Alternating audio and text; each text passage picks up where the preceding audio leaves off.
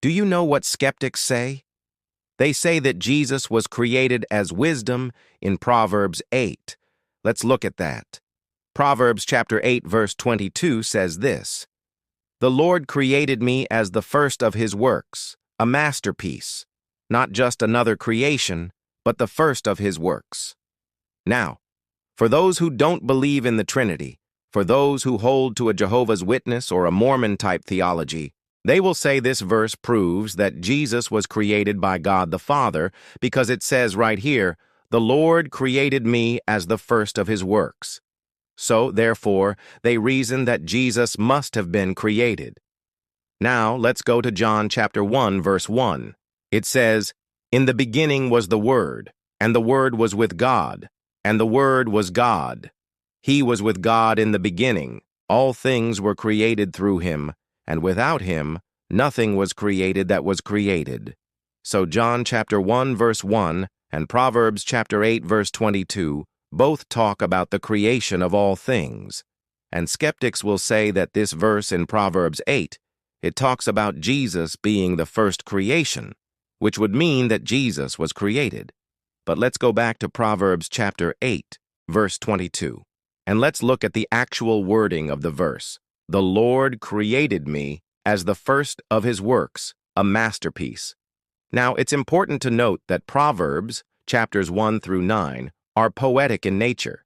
If you read the first 9 chapters of Proverbs, you will see that there is a lot of poetry.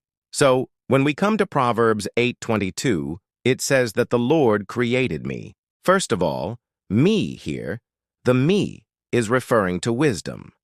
And we see that throughout Proverbs 8, wisdom is personified. So it's not actually referring to Jesus. But even if we were to translate me to him, because it's referring to a male, the Lord created him as the first of his works, a masterpiece. Well, what is the context of this? The context of this is talking about the creation of all things.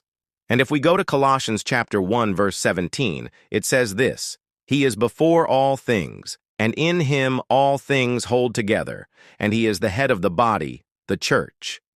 So Colossians 1:17 is talking about the fact that Christ is before all things. And if he is before all things, then he did not come into existence by creation, because creation implies a beginning. And if Jesus had a beginning, then there was a time when he did not exist. But Colossians 1:17 says that he is before all things. Therefore, he is eternal, because only the Father is eternal.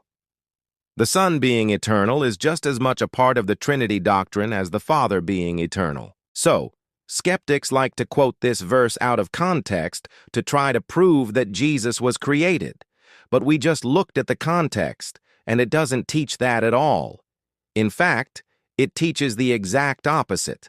So, I ask you, do you believe that Jesus was created, or do you believe that he is eternal in being?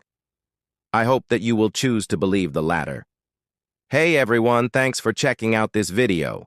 Make sure you hit the subscribe button so you never miss an upload. God bless you.